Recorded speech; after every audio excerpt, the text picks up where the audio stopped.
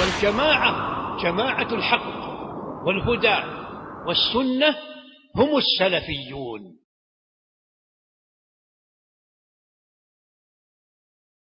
إن الحمد لله نحمده ونستعينه ونستغفره ونعوذ بالله من شرور أنفسنا ومن سيئات أعمالنا، من يهده الله فلا مضل له ومن يضلله فلا هادي له، وأشهد أن لا إله إلا الله وحده لا شريك له، وأشهد أن محمدا عبده ورسوله.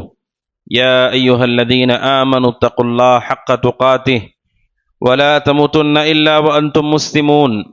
يا أيها الناس اتقوا ربكم الذي خلقكم من نفس واحدة وخلق منها زوجها وبث منهما رجالا كثيرا ونساء، واتقوا الله الذي تساءلون به والأرحام إن الله كان عليكم رقيبا. يا أيها الذين آمنوا اتقوا الله وقولوا قولا سديدا يصلح لكم أعمالكم ويغفر لكم ذنوبكم، ومن يطع الله ورسوله فقد فاز فوزا عظيما. أما بعد فإن خير الحديث كتاب الله، وخير الهدي هدي محمد صلى الله عليه وسلم، وشر الأمور محدثاتها، وكل محدثة بدعة، وكل بدعة ضلالة، وكل ضلالة في النار. فأعوذ بالله السميع العليم من الشيطان الرجيم. شهر رمضان الذي أنزل فيه القرآن هدى للناس وبينات من الهدى والفرقان.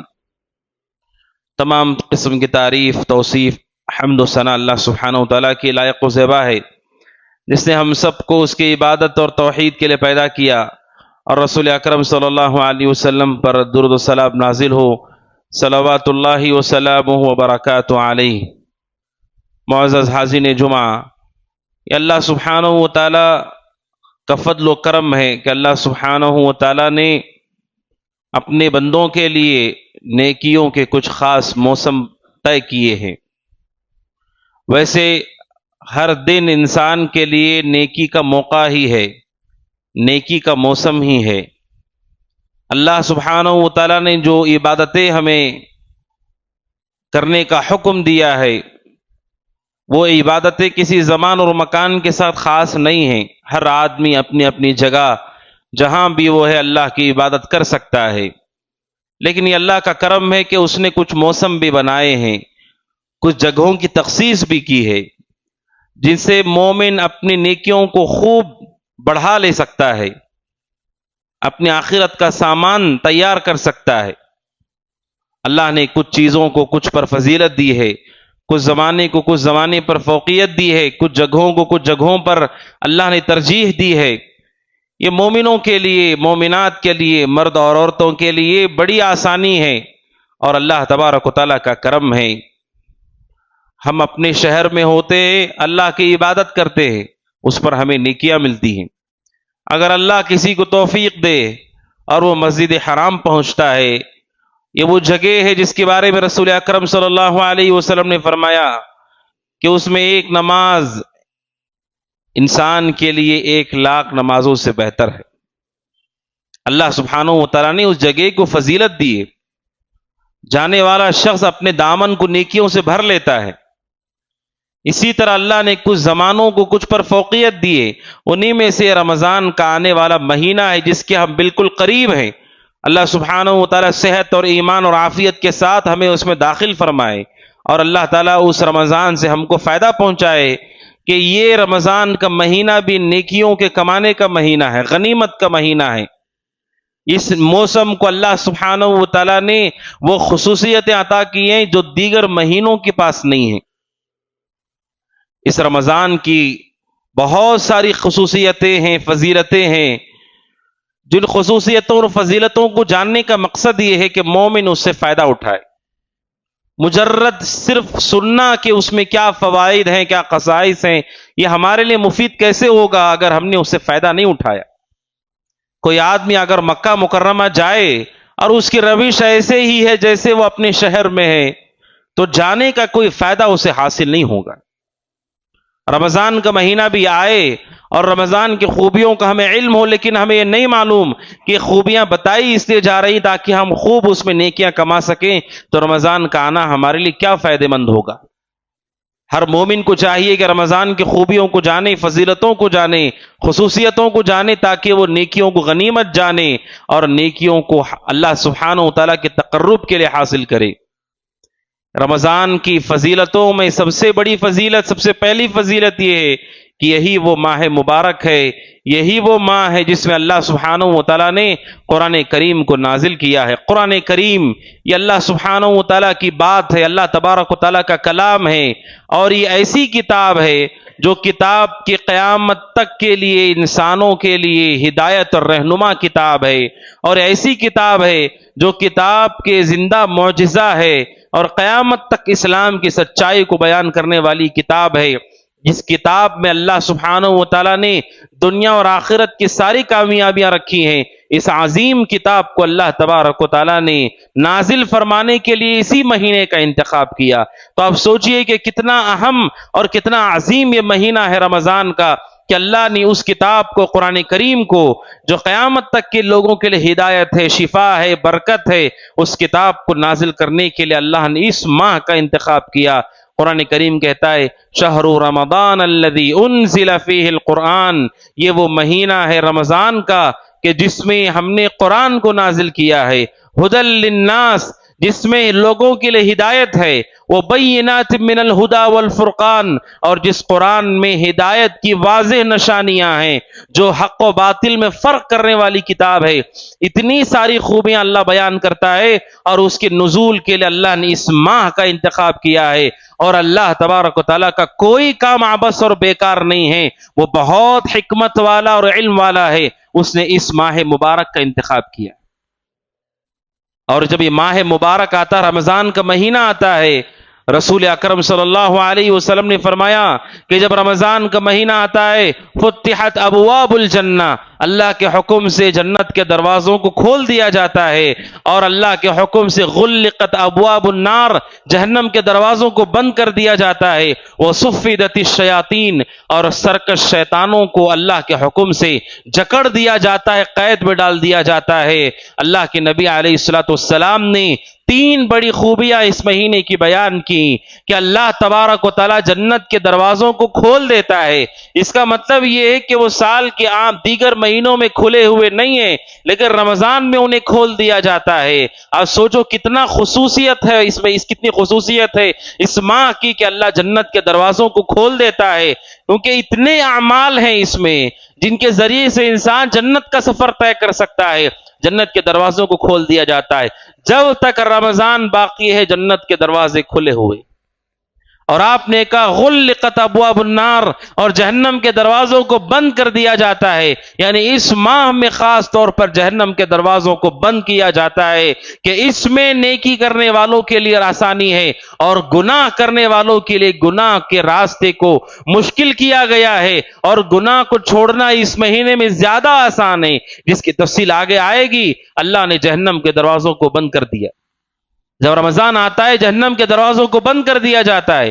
وَصُفِّدَتِ الشَّيَاطِينَ، آپ نے کہا سرکش شیطانوں کو جکڑ دیا جاتا ہے۔ شیطان جو انسانوں کے کھلے ہوئے دشمن ہیں، ان میں سے جو سرکش ہوتے ہیں، مَرَدَتُ الشَّيَاطِينَ، وہ شیطان جو سرکش، ہر جن کو نہیں قید کیا جاتا، جو سرکش شیطان ہیں انہیں جکڑ دیا جاتا ہے، قید کر دیا جاتا ہے، تاکہ وہ اللہ کے بندوں کو گمراہ نہ کرے، تاکہ وہ لوگوں کو بہلائے نہ، پھسلائے نہ گناہ کے لیے۔ سرکش شیطانوں کو جکڑ دیا جاتا ہے۔ آپ دیکھیے سبحان اللہ، کیا کوئی اور مہینہ ایسا ہے سال میں کہ جس کے آنے پر یہ اہتمام ہوتا ہو کہ جنت کے دروازے کھولے جاتے ہیں، جہنم کے دروازے بند کیے جاتے ہیں، سرکش شیطانوں کو جکڑا جاتا ہے؟ یعنی اللہ تبارک و تعالی آسمانوں میں یہ تبدیلی کرتا ہے اور زمین پر سرکش شیطانوں کو جکڑ دیا جاتا ہے۔ یعنی یہ مہینہ بہت اہم مہینہ ہے، اس کی بڑی خصوصیتیں ہیں، اور اس مہینے میں اللہ کے تقرب کا بہت بڑا موقع ہمارے پاس ہے۔ اور یہ رمضان کا مہینہ ہے جس کے بارے میں رسول اکرم صلی اللہ علیہ وسلم نے فرمایا جب رمضان کا مہینہ آتا ہے، نادی منادن، ایک پکارنے والا پکارتا ہے، یا باغی الخیر اقبل، اے وہ جو بھلائی کو تلاش کر رہا ہے، اے بھلائی کے تلاش کرنے والے آگے بڑھ جا، آگے بڑھنے کا موقع ہے رمضان، سبقت لے جانے کا موقع ہے رمضان۔ یا باغی الخیر اقبل، اور پکارنے والا پکارتا ہے یا باغی الشر اقصر، اے شر کے تلاش کرنے والے، اے شر کے پیچھے چلنے والے، اقصر، رمضان آ گیا ہے، چھوڑ دے اس راستے کو، چھوڑ دے اس طریقے کو۔ یا باغی الشر اقصر، آسمان سے آواز لگانے والا آواز لگاتا ہے۔ یہ خصوصیتیں ہیں ماہ رمضان کی، اللہ تبارک و تعالیٰ کے نزدیک کتنی اہمیت ہے اس رمضان کی، آپ اندازہ کیجیے۔ اور روزے دار اللہ تبارک و تعالیٰ کے نزدیک اس کا عظیم مقام ہے۔ اور یہ جو ماہ مبارک ہے، بخاری مسلم کی حدیث ہے، حجۃ الوداع کے موقع پر رسول اکرم صلی اللہ علیہ وسلم کے ساتھ صحابہ اور صحابیات کی بہت بڑی تعداد تھی جنہوں نے حج کیا آپ کے ساتھ۔ ایک صحابیہ ہے جن کا نام ہے ام سنان انصاریہ ہے رضی اللہ تعالیٰ عنہ، وہ رسول کے ساتھ حجۃ الوداع میں شریک نہ ہو سکیں۔ جب اللہ کے نبی واپس گئے، آپ نے ام سنان سے پوچھا کیا وجہ ہے کہ تم ہمارے ساتھ حج پر نہیں آئی؟ کہ اللہ کے نبی ہمارے پاس صرف دو ہی اونٹ ہیں، ایک اونٹ پر میرے شوہر اور میرا بیٹا آپ کے ساتھ حج پر نکل گئے، اور ایک اونٹ ہے جس سے ضرورتوں کو پورا کیا جاتا ہے، پانی سینچا جاتا ہے، دو ہی اونٹ ہمارے پاس ہیں۔ اللہ کے نبی اس لیے میں آپ کے ساتھ حج نہیں کر سکی۔ آپ نے ام سنان سے کہا تم حج نہیں کر سکی، رمضان آنے والا ہے، رمضان میں عمرہ کر لینا، فَإِنَّ عُمْرَةً فِي رَمَضَانَ تَعْدِلُ حَجَّةً۔ آپ نے کہا اگر تم نے رمضان میں عمرہ کر لیا تو وہ عمرہ حج کرنے کے برابر ہے۔ بلکہ صحیح مسلم میں آپ نے کہا حجۃ معی، آپ نے کہا اگر تم نے رمضان میں عمرہ کر لیا تو میرے ساتھ حج کرنے کے برابر اجر و ثواب۔ آپ سوچئے، عمرہ تو عمرہ ہے، وہ سال بھر جاری ہے، لیکن یہ ماہ مبارک کی خوبی ہے کہ اگر کوئی اس میں رمضان کے مہینے میں عمرہ کرتا ہے، یہ اللہ کے پاس رسول کے ساتھ حج کرنے کے برابر ہے۔ آپ سوچئے سبحان اللہ، کتنا اہم یہ موقع ہے غنیمت کا، کس قدر عظیم یہ مہینہ ہے، ماہ مبارک ہے۔ اسی لیے رمضان کے عمرے کو علماء الحج الاصغر کہتے ہیں۔ یہ چھوٹا حج ہے، الحج الاصغر ہے یہ، کہ بہت بڑی نیکی اجر و ثواب ہے اس ماہ میں رمضان میں عمرہ کرنے کی۔ اور رسول اکرم صلی اللہ علیہ وسلم نے اور قرآن نے اس مہینے کی خوبی بیان کی ہے کہ اس مہینے میں ایک عظیم رات ہے جسے لیلۃ القدر کہا جاتا ہے۔ وہ ایک رات ایسی ہے جو 1000 مہینوں سے بہتر ہے، ہمارے لیے 1000 مہینوں سے بہتر ہے۔ رسول اکرم صلی اللہ علیہ وسلم نے رمضان کی خوشخبری دیتے ہوئے صحابہ سے کہا کہ یہ مبارک مہینہ آ رہا ہے، اس مہینے میں ایک رات ہے جو 1000 مہینوں سے بہتر ہے، جس کے نام سے قرآن مجید میں مستقل سورت ہے، مختصر سورت ہے، جس میں اس شب قدر کی فضیلت کو بتایا گیا، اور یہ شب قدر اسی مہینے میں رکھی گئی ہے۔ اللہ کے نبی نے کہا من حرمہا فقد حرم، ایک رات 1000 مہینے سے بہتر ہے۔ آپ سوچئے، علماء نے کہا یہ اللہ کی طرف سے اس امت کے لیے خوبی اور خصوصیت ہے۔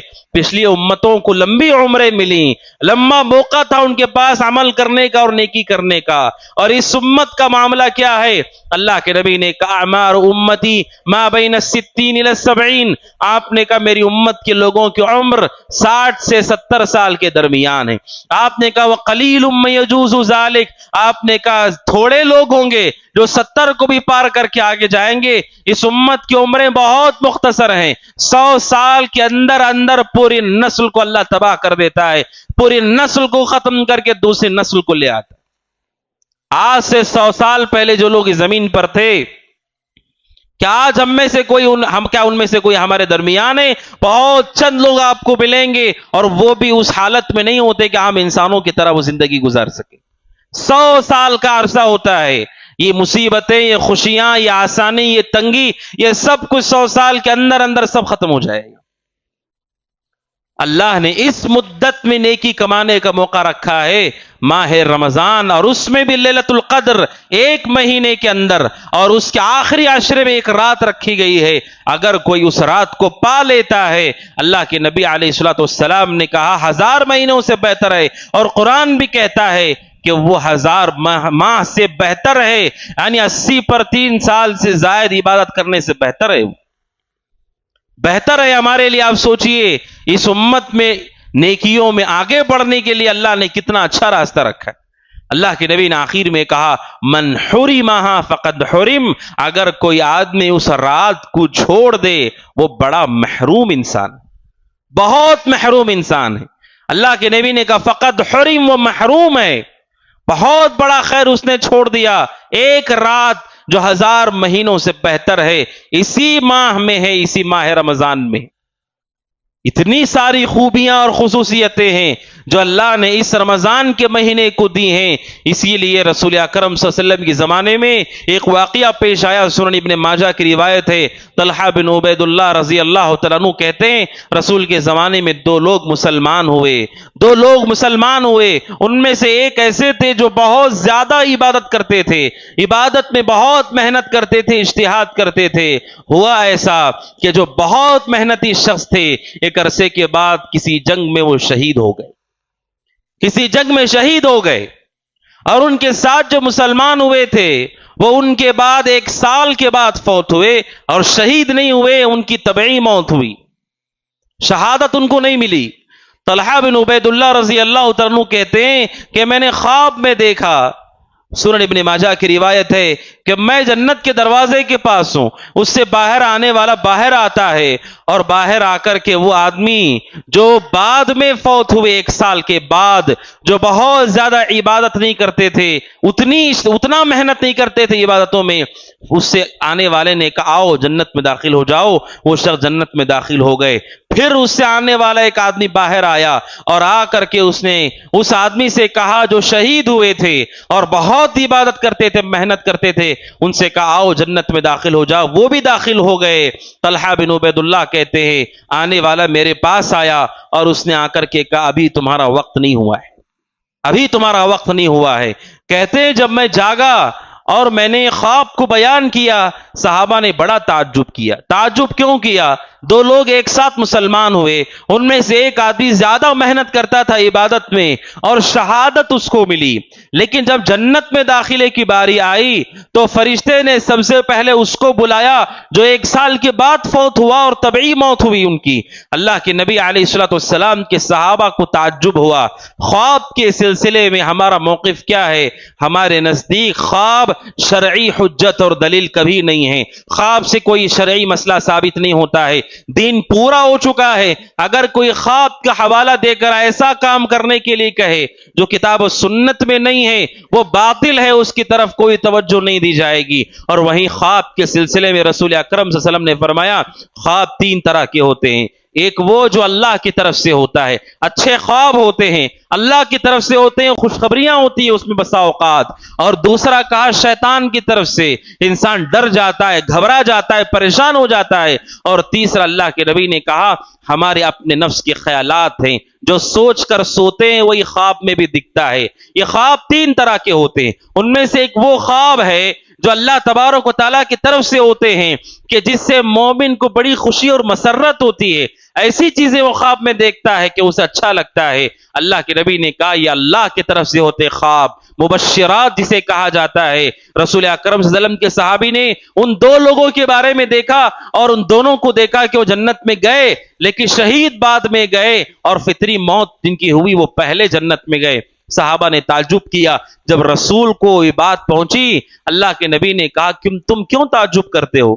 کس بات پر تم تعجب کرتے ہو؟ اس بات پر تم تعجب کر رہے ہو کہ شہید بعد میں کیوں جنت میں گئے اور جو فطری موت ہوئی وہ پہلے جنت میں کیوں گئے؟ اللہ کے نبی نے کہا کیا تم نہیں جانتے الیس قد مکث ھذا سنہ، آپ نے کیا تم نہیں جانتے اس شہید کے بعد اس شخص کو 1 سال کی زندگی ملی، وادرک رمضان فصامہ وقامہ، اور یہ جو فطری موت ہوئی ہے اس شہید کے بعد 1 سال تک زندہ رہے، اس 1 سال کے اندر رمضان ان کو مل گیا، اور اس رمضان کے روزے بھی رکھے انہوں نے، اور قیام بھی کیا انہوں نے، اور اللہ کے لیے سجدے بھی کیے۔ اللہ کے نبی نے کہا تمہیں تعجب ہو رہا ہے کہ یہ جنت میں چلے گئے؟ آپ نے کہا ان دونوں کے درجات میں اتنا فرق ہے جتنا زمین و آسمان کے بیچ میں فرق۔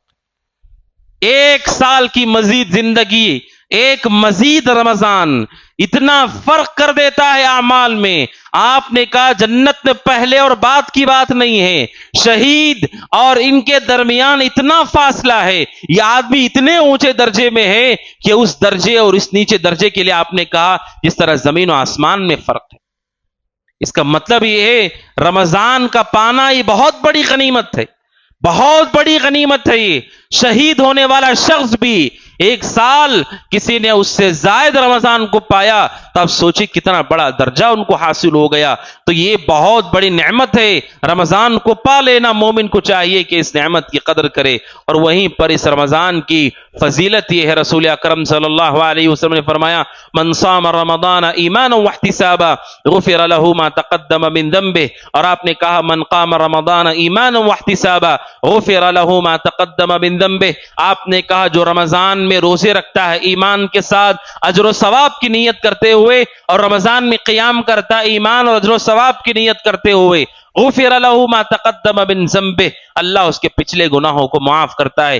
رمضان دو جہاد کا نام ہے، ایک دن میں ہے اور وہ روزہ رکھنا ہے، اور ایک رات میں ہے اور وہ یہ قیام کرنا ہے. یہ دو عبادتیں رمضان کی خاص عبادتیں ہیں، صیام اور قیام. قیام کرنا رات میں قرآن کو سننا، اور صبح میں اللہ کے لیے روزہ رکھنا. اللہ کے نبی نے دونوں کا ذکر کرتے ہوئے کہا اگر کسی نے رمضان کے روزے رکھے اور قیام کیا اللہ اس کے پچھلے گناہوں کو معاف کر دے گا. اور یہ روزے رمضان کے فرض ہیں، مسلمان مرد پر بھی فرض ہیں، عورت پہ بھی فرض ہیں. اور یہ زندگی میں ہمارے لیے ایسی عبادت ہے جو سال میں صرف ایک مرتبہ ہے، سال میں صرف ایک مرتبہ ہے. رمضان کے روزے صرف رمضان میں فرض ہیں، 29 یا 30 دن کے روزے. ہر مسلمان کو چاہیے کہ ان روزوں کا اہتمام کرے، اسے ضائع نہ کرے. افسوس کی بات ہے کہ رمضان کا مہینہ آتا ہے، ہمارے ایسے بعض مسلمان ہیں، مرد ہیں، نوجوان ہیں جو رمضان کے روزے نہیں رکھتے اور کہتے ہیں کہ ہمیں کام کرنا ہے اور ہمیں تھکنا پڑتا ہے، ہم مزدوری کرتے ہیں، اور مزدوری اور تھکنے کے نام پر وہ رمضان کے اس ایک مہینے کو بھی ضائع کر دیتے ہیں. 11 مہینے تک اللہ نے آپ کو اس کا پابند نہیں کیا، ایک مہینے کے لیے پابند کیا گیا ہے، اور پورا دن اور رات آپ کو روزہ نہیں رکھنا ہے. فجر صادق سے لے کر غروب آفتاب تک اتنا بھی اگر کوئی نہیں کرتا ہے یہ بہت افسوسناک ہے. اسی لیے آپ دیکھتے ہیں کہ رمضان کے ماہ میں بھی ہوٹل کھلے ہوئے ہیں، بس مسئلہ یہ ہے کہ پردے ڈالے گئے ہیں، اور پردے کے اندر بعض ایسے مسلمان ہیں جو کھا رہے ہیں پی رہے ہیں، اور ہمارے چھوٹے چھوٹے بچے، مسلمانوں کے چھوٹے چھوٹے بچے روزہ رکھے ہوئے ہیں، عورتیں روزہ رکھی ہوئی ہیں، بوڑھیاں روزہ رکھی ہوئی ہیں، بیمار روزہ رکھے ہوئے ہیں. کتنے ایسے لوگ ہیں جو فون کر کے یہ پوچھتے ہیں کہ ہماری بیماری ہے لیکن ہم روزہ نہیں چھوڑنا چاہتے، ہمارے لیے کیا حل ہے، ہمیں دوائی بھی لینی ہے. افسوس کہ بیمار روزہ رکھنا چاہتا ہے لیکن بہت سارے مسلمان اس روزے کو ضائع کر دیتے. روزے کو ضائع 11 مہینے آپ کے لیے کمانے کے لیے، اور شریعت رمضان میں کمانے سے نہیں روکتی ہے، بس یہ کہ آپ روزہ رکھیے. یہ روزہ فرض ہے اور سخت وعید ہے اس آدمی کے لیے جو اس رمضان کے روزے کو ضائع کر دے گا. رسول اکرم صلی اللہ علیہ وسلم نے برزخ کے جو مناظر دیکھے ان میں سے ایک منظر آپ نے دیکھا کہ ایک آدمی کو الٹا لٹکایا گیا ہے اور اس کے جبڑے کو پھاڑ کر کے کھینچا جاتا ہے. اللہ کے نبی علیہ الصلوۃ والسلام نے جب پوچھا کہ یہ کون ہے، کیوں اسے یہ عذاب دیا جا رہا ہے، تو فرشتے نے کہا یہ وہ شخص تھا جو روزہ تو رکھتا تھا لیکن غروب آفتاب سے پہلے روزہ توڑ دیتا تھا. اب سوچئے کہ روزہ رکھ کر وقت سے پہلے اگر روزہ توڑ دے، اللہ تبارک و تعالیٰ نے ایسی سزا رکھی ہے، اس کے جبڑوں کو پھاڑا جائے گا. اب سوچئے جو روزہ رکھتا ہی نہیں ہے اور کھاتا اور پیتا ہے کتنا برا ہے یہ، اور کتنا بدترین عمل ہے یہ اس کا. ہر مرد کو چاہیے، ہر مسلمان کو چاہیے رمضان کے روزوں کو ضائع نہ کرے، اپنے اعمال میں تخفیف کرے، کمی کرے، اور اپنے لیے وہ راستہ منتخب کرے کہ جس راستے سے عبادتیں اس کی ضائع نہ ہو جائیں. اور رمضان کے احکامات ہیں. رمضان کے احکام میں سب سے پہلا حکم تو یہ کہ یہ فرض ہے، مسلمان مرد پہ بھی فرض ہے، عورت پہ بھی یہ فرض ہے. اور اس کا وقت کیا ہے، نبی اکرم صلی اللہ علیہ وسلم نے اور قرآن کریم نے اسے واضح کیا ہے کہ یہ جو روزے ہیں فجر صادق سے لے کر غروب آفتاب تک رکھنے ہیں. ثم اتموا الصيام الى الليل، روزے کو پورا کرو رات تک، یعنی غروب آفتاب تک سورج ڈوب گیا، اب رات شروع ہو جائے گی، رات میں روزہ نہیں رکھنا ہے، غروب آفتاب تک یہ روزہ رکھنا ہے۔ اور اس روزے کے لیے شرط یہ ہے نیت ہم کریں، جس کی نیت نہیں اس کا کوئی روزہ نہیں۔ رسول اکرم صلی اللہ علیہ وسلم نے فرمایا من لم یبیت الصیام باللیل فلا صیام لہ، آپ نے کہا اگر کوئی آدمی روزے کی نیت نہیں کرتا ہے رات میں، اس کا کوئی روزہ نہیں ہے۔ فرض روزوں کے لیے رات میں نیت کرنا شرط ہے، اگر کوئی آدمی نیت نہیں کرتا اس کا روزہ قبول نہیں کیا جائے گا۔ نیت زبان سے نہیں کرنا ہے، جو زبان سے لوگ دعائیں سکھاتے ہیں وہ بھی فجر کے بعد وہ پڑھتے ہیں، جبکہ نیت تو رات میں ہونی ہے۔ نیت دل کے ارادے کا نام ہے، آپ کے دل میں ارادہ ہو کہ آپ رمضان کا روزہ رکھنے والے ہیں۔ اور بعض علماء نے کہا کہ اگر رمضان کے ابتدا میں بھی آپ نیت کر لیتے ہیں 30 دن کے روزوں کی، 29 دن کے روزوں کی، تو یہ اچھا ہے، آپ کے لیے بہتر ہے۔ اس سے بہتر یہ ہے کہ اس نیت کے ساتھ ہر رات آپ نیت کریں کہ آپ رمضان کا روزہ رکھنے والے ہیں۔ اگر کوئی آدمی ایسا ہے کہ جس نے نیت نہیں کی رمضان کے روزہ رکھنے کی اور صبح طلوع ہو جاتی ہے اور وہ روزہ رکھتا بھی ہے، تو اس روزے کو قبول نہیں کیا جائے گا، اسے دوبارہ اس کی قضا کرنی ہوگی۔ مثال کے طور پر اگر کوئی آدمی ہے، جس آدمی نے نیت کی کہ کل مجھے صبح سفر پہ نکلنا ہے اور میں روزہ نہیں رکھوں گا، روزہ رکھنے کی اس نے نیت نہیں کی، اور پھر فجر کی نماز پڑھنے کے بعد سحری بھی نہیں کی، سیدھے فجر کی نماز پڑھی اس نے، فجر کی نماز کے بعد اسے فون آتا ہے کہ آپ کا سفر کینسل ہو گیا، آپ کا کوئی سفر نہیں ہے۔ اب رات میں اس نے نیت ہی نہیں کی رمضان کے روزے کی اور فجر بھی طلوع ہو گئی، کیا اس آدمی کا وہ روزہ قبول کیا جائے گا؟ وہ رکا رہے کھانے پینے سے، لیکن اس دن کی قضا اسے بعد میں کرنی ہوگی، کیونکہ رسول اکرم صلی اللہ علیہ وسلم نے فرمایا انما الاعمال بالنیات، اعمال کا دار و مدار نیتوں پر ہوتا ہے، نیتوں کی بڑی اہمیت ہے، اس کے بغیر کوئی عمل قبول نہیں ہوتا ہے۔ نماز کے حوالے سے بھی بعض لوگ یہ کہتے ہیں کہ ہم نے نیت کی ہے اور ہمارے دل کا ارادہ نیت ہے، یقیناً دل کا ارادہ نیت ہے، ساتھ ہی ساتھ آپ دیکھیں نیت کی پختگی دو چیزوں سے ہوتی ہے، ایک یہ ہے آپ عمل کی تخصیص کریں کہ یہ عمل میں اللہ کے لیے کرنے جا رہا ہوں،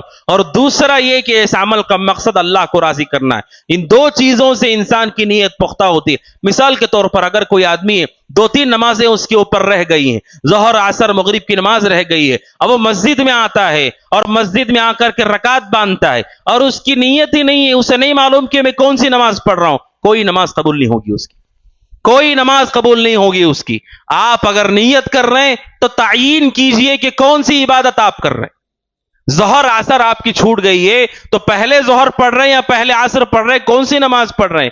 یہ نیت شرط ہے اعمال کے لیے، اس کے احکام کو جاننا ضروری ہے۔ لہذا پورے ماہ کی نیت بھی آپ کریں، دل میں ارادہ کریں، اور ساتھ ہی ساتھ آپ ہر رات کو بھی نیت کریں، اور یقیناً سحری کو ہمارا جاگنا اور سحری کو کھانا یہ دلالت کرتا ہے کہ ہم نے نیت کی ہے اس دن کے روزے کی، لیکن ساتھ ہی ساتھ میں نے کہا اس عمل کی تخصیص بھی کیجئے، اور اللہ کا تقرب ہی آپ کی نیت ہو، اس سے آپ کی نیت پختہ ہوگی۔ اور وہیں پر رمضان کے جو روزے، ان روزوں کی حالت میں کچھ چیزیں ایسی ہیں جس سے روزہ انسان کا ٹوٹ جاتا ہے۔ ان میں سب سے پہلی چیز ہے جماع، میاں بیوی کے خصوصی تعلق کو قائم نہیں کیا جا سکتا ہے، اگر ایسا ہوا تو روزہ فاسد ہو جائے گا، اس روزے کی قضا بھی دینی ہوگی، کفارہ بھی دینا ہوگا اور توبہ بھی کرنی ہوگی، 3 چیزیں فرض ہو جائیں گی۔ اگر کسی آدمی نے رمضان کے دن میں خصوصی تعلق قائم کیا، 3 چیزیں اس کے اوپر فرض ہے، ایک ہے کہ وہ روزے کی قضا بھی کرے، دوسرا کفارہ ادا کرے۔ کفارہ کیا ہے؟ 2 ماہ کے مسلسل روزے رکھے، اگر اس کی طاقت نہیں ہے 60 مسکینوں کو کھانا کھلائے۔ اسی لیے بخاری کی حدیث ہے، ایک شخص اللہ کے نبی کے پاس آئے اور آ کر کے کہا اللہ کے نبی میں ہلاک ہو گیا، کیا کیا تم نے؟ آپ نے کہا وما اہلکک، کس چیز نے تمہیں ہلاک کیا؟ کہا اللہ کے نبی میں روزے کی حالت میں تھا رمضان میں، اور دن میں نے خصوصی تعلق کو قائم کر لیا، میں ہلاک ہو گیا۔ اللہ کے نبی نے ان سے پوچھا کیا تمہارے پاس غلام ہے آزاد کرنے کے لیے؟ انہوں نے کہا نہیں۔ کہا کیا تم 2 مہینے کے روزے رکھ سکتے ہو؟ انہوں نے کہا اس کی بھی طاقت نہیں۔ تو آپ نے کہا تم 60 لوگوں کو کھانا کھلا سکتے ہو، مسکینوں کو؟ تو یہ جو حدیث ہے وہ بتاتی ہے صحابی کا اعتراف کرنا کہ میں ہلاک ہو گیا، ہلاکت سے اسے تعبیر کیا انہوں نے، اور یہ کہا کہ میں نے رمضان کے دن میں ایسا کیا ہے۔ یہ بتاتا ہے کہ اس صحابی کو معلوم تھا کہ اس عمل سے روزہ تباہ ہو جاتا ہے، اور اس کے وجہ سے رسول نے کفارہ بھی ان پہ عائد کیا۔ یہ دونوں باتیں اس حدیث سے ثابت ہوتی ہیں، لہٰذا اس تعلق سے انسان بچا رہے، شہوت کی قربانی دے۔ اور رہی بات رات کی، احل لکم لیلۃ الصیام الرفث الی نسائکم، رہی بات رات کی تو رات میں کوئی پابندی نہیں ہے۔ اللہ تبارک و تعالیٰ کہتا ہے ہم نے حلال کیا ہے الرفث الی نسائکم، کہ میاں بیوی کا تعلق ہو سکتا ہے لیکن دن میں اس سے بچا جائے۔ اور دوسری چیز جس سے روزہ ٹوٹ جاتا ہے وہ کھانا اور پینا ہے۔ اگر کوئی جان بوجھ کر کھا لیتا ہے یا پی لیتا ہے اس کا روزہ ٹوٹ جائے گا۔ رسول اکرم صلی اللہ علیہ وسلم نے فرمایا من اکل ناسیا، آپ نے کہا اگر کوئی بھول کر کے کھا لے، آپ نے کہا فلیتم صومہ، اسے چاہیے کہ روزہ پورا کر لے، کوئی حرج کی بات نہیں، اللہ نے اسے کھلا دیا اور پلا دیا۔ اس حدیث کا مفہوم مخالف کیا ہے؟ اگر کوئی جان بوجھ کر کھا لے تو اس کا روزہ ٹوٹ گیا، کیونکہ آپ نے کہا اگر بھول کر کھایا ہے تو روزہ مکمل کرو، اگر جان بوجھ کر کھا لیا تو روزہ ٹوٹ جاتا ہے۔ اور قرآن کریم بھی یہ کہتا ہے کلو واشربو، کھاؤ اور پیو، کب تک؟ جب تک فجر صادق طلوع نہ ہو تب تک کھاؤ اور پیو، اس کے بعد ثم اتموا الصیام الی اللیل، اور مغرب تک تمہیں روزہ رکھنا ہے۔ کھانے پینے سے بھی روزہ ٹوٹ جاتا ہے۔ اور تیسری چیز جان بوجھ کر قے کرنا۔ حضرت ابو ہریرہ رضی اللہ عنہ کی روایت ہے، سنن ترمذی کی حدیث ہے، اللہ کے نبی نے کہا من درعہ القی فلا قضاء علیہ، آپ نے کہا اگر کسی کو خود بخود قے آ گیا اس پر قضا نہیں ہے۔ ومن استقا فلیقضی، جس نے جان بوجھ کر کے قے کیا، عمدن قے کیا، فلیقضی، اسے چاہیے کہ قضا کرے۔ اس کا مطلب وہ روزہ ٹوٹ جاتا ہے، جان بوجھ کر قے کرنے سے روزہ ٹوٹ جاتا ہے۔ اسی طرح خواتین حالت حیض اور نفاس ہو تو اس میں روزہ نہیں ہے ان کے لیے، اور روزہ رکھنا حرام ہے، ان دنوں کی قضا اس کے بعد وہ کریں گی، جیسا کہ حضرت عائشہ رضی اللہ تعالیٰ کی مشہور حدیث ہے۔ اور اسی طرح سے ایک اہم بات ہے وہ یہ ہے، کھانا پینا تو مشہور ہے، ساتھ ہی ساتھ علماء نے اس مسئلے کو بھی ذکر کیا ہے، اگر کوئی شخص ایسا کوئی کام کرتا ہے جو کھانے پینے کے حکم میں ہے، کیا مطلب ہے کھانے پینے کے حکم میں ہے؟ منہ سے وہ کھاتا اور پیتا نہیں ہے، کسی اور راستے سے وہ کام ہوتا ہے کہ جس سے کھانے پینے کی چیز کی جو ضرورت ہے وہ ضرورت پوری ہو جاتی ہے، اس سے بھی روزہ ٹوٹ جاتا ہے۔ مثال کے طور پر کوئی آدمی کمزور ہو گیا اور وہ ڈاکٹر سے کہتا ہے کہ مجھے ایسی کوئی دوائی چڑھائی جائے کہ جس کی وجہ سے میری بھوک اور پیاس ختم ہو جائے، میری تھکان ختم ہو جائے، اگرچہ کہ یہ کھانا اور پینا نہیں ہے لیکن کھانے پینے کے حکم میں ہی ہے، کھا پی کر کے جو طاقت ملتی ہے وہ طاقت کسی اور چیز سے مل رہی ہے، اس سے بھی روزہ ٹوٹ جاتا ہے۔ لہٰذا وہ دوائیاں جن دوائیوں سے انسان کو غذا دی جاتی ہے، وہ دوائیوں سے اس کے استعمال سے روزہ فاسد ہو جاتا ہے۔ رہی بات وہ انجیکشن جس انجیکشن سے انسان کو طاقت نہیں ملتی ہے، زخم کے لیے کوئی لیتا ہے، اس سے روزہ نہیں ٹوٹے گا۔ کیا دلیل اس بات کی؟ لقیط بن صبیرہ رضی اللہ تعالیٰ کہتے ہیں رسول اکرم صلی اللہ علیہ وسلم نے چند چیزوں کی انہیں نصیحت کی، ان میں سے آپ نے کہا وَبَالِغْ فِي الْإِسْتِنْشَاقِ إِلَّا أَن تَكُونَ صَائِمًا، آپ نے لقیط بن صبیرہ سے کہا کہ جب وضو کرو تو اچھی طرح ناک میں پانی داخل کرو، اچھی طرح ناک میں پانی داخل کرو، ہاں اگر روزے کی حالت میں ہو تو مبالغہ نہیں کرنا، یعنی بہت قوت سے پانی نہیں کھینچنا ناک سے۔ کیوں آپ نے منع کیا؟ علماء نے کہا کیونکہ ناک سے اگر زور سے پانی کھینچا جائے حلق کے راستے سے وہ نیچے چلا جائے گا۔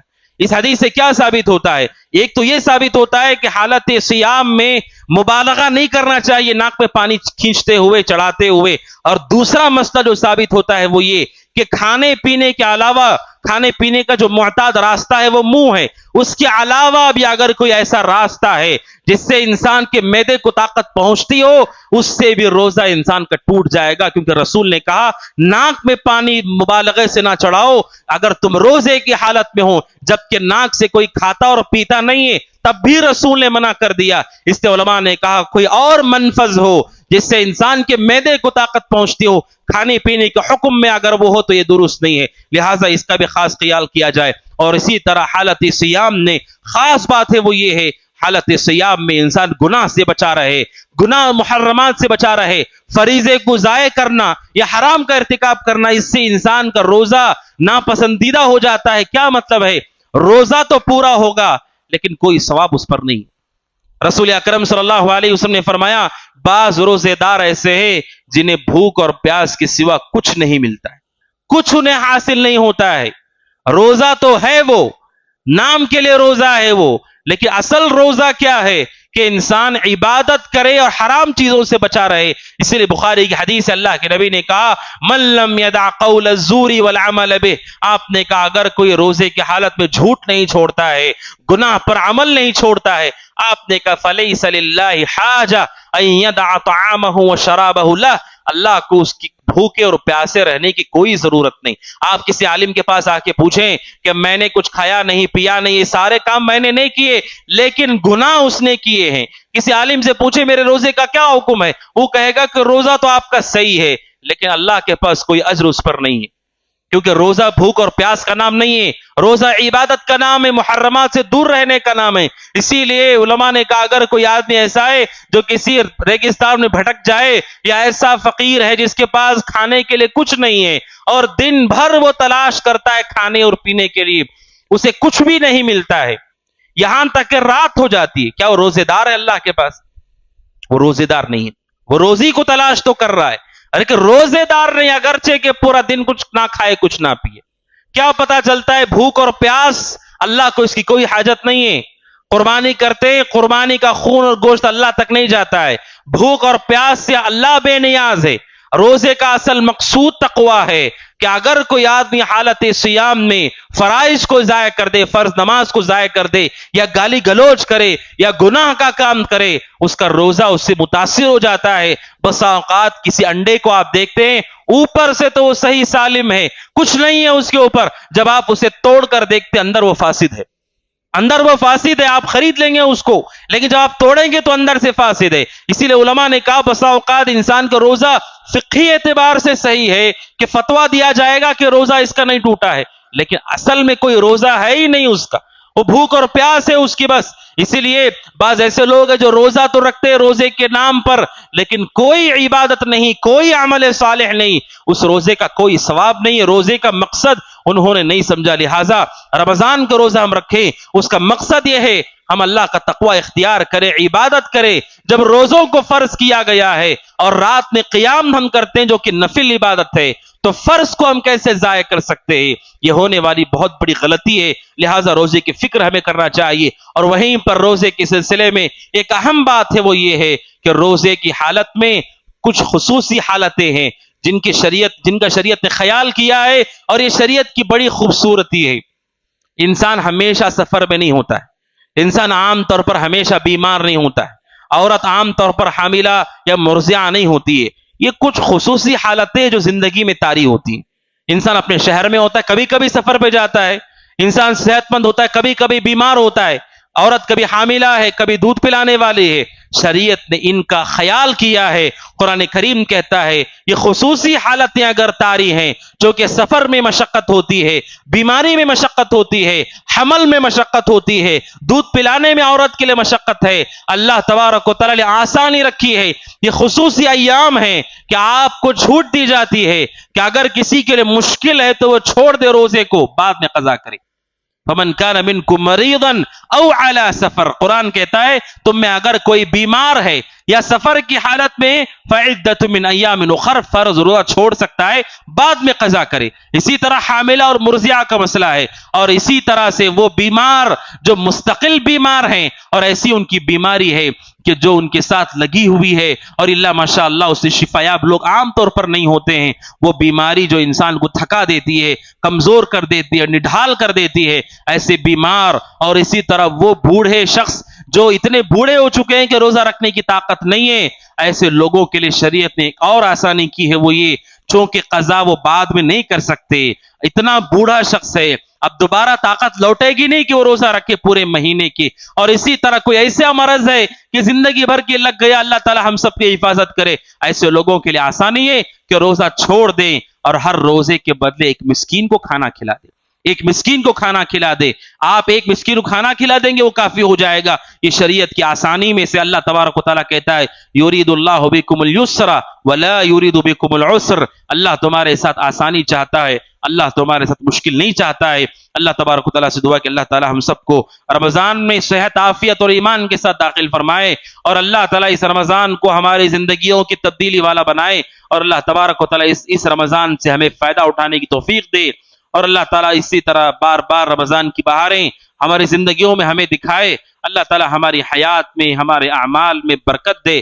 اللہ سبحانہ و تعالیٰ ہم سب کو آپ سب کو جب تک دنیا میں رکھے, ایمان پر رکھے, عمل صالح پر رکھے, اپنے پاس بلائے, اس حال میں بلائے کہ اللہ تعالیٰ ہم سے راضی ہو, اور اللہ تبارک و تعالیٰ سے ہم راضی ہوں. اقول قولی ھذا واستغفر اللہ لی ولکم ولسائر المسلمین من کل ذنب وخطیئہ فاستغفروہ انہ هو الغفور الرحیم. وقل جاء الحق وزهق الباطل إن الباطل كان زهوقا.